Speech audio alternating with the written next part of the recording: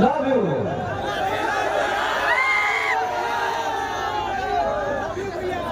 सबके बीच आदरणीय प्रसाद जी पूरा बिहार में एगो ऐसा सोच लेके आई बनी कि एगो सपना जा गई बा मन में भैया कि हमनी के बिहार का वो बदल सकेला। मन में सपना जा गई बा भैया कि अब हमनी के पैसा कमाए खातिर फरीदाबाद आ सूरत आ बम्बई ना जाए के पड़ी। मन में सपना जा गई बा भैया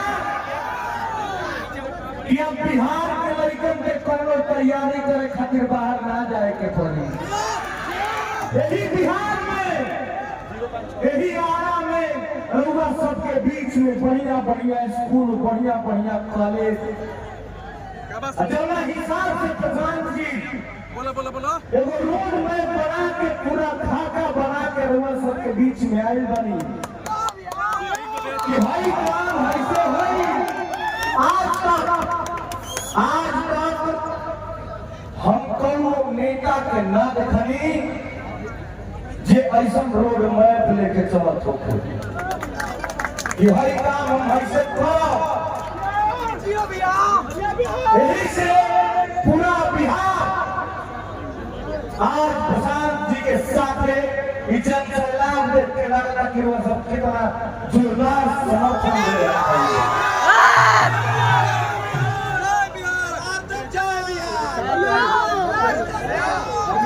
एकदम जलवा कर देने के बाद अरे बार जय के के नाम एक बार खाली जय बिहार के होकर के चाहिए।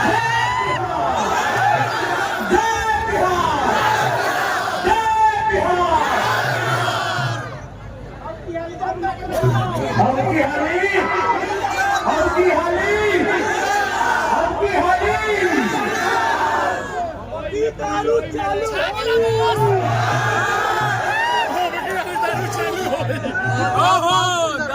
हो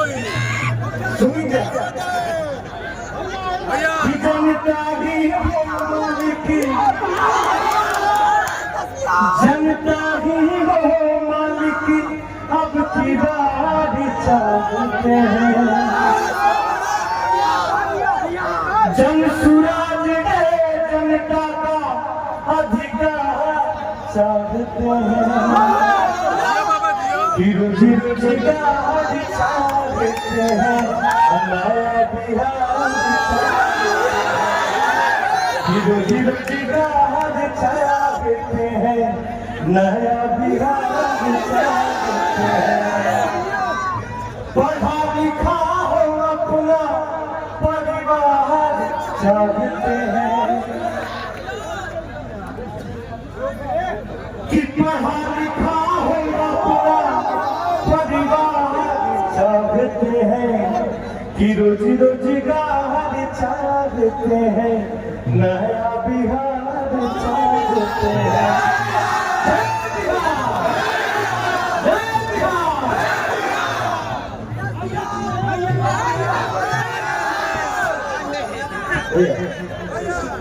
भैया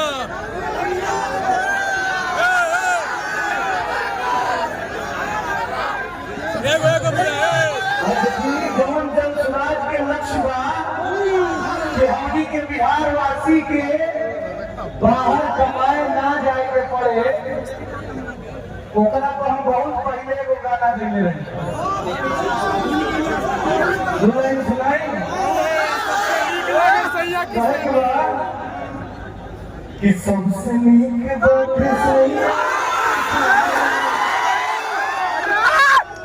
खुशी बात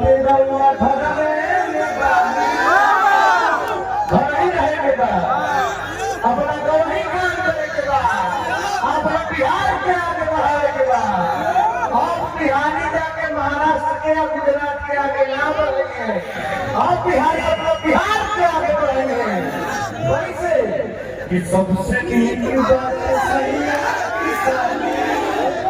खुशी बात घर में बहनी मुँह मारो तुम्हारा के जी बॉम्बे में गईला के मुँह मारो तुम्हारा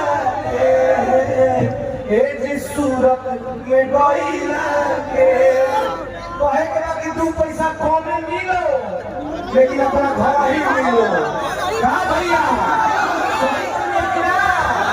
बोले के बाद जय बिहार जय बिहार जय बिहार। बहुत बहुत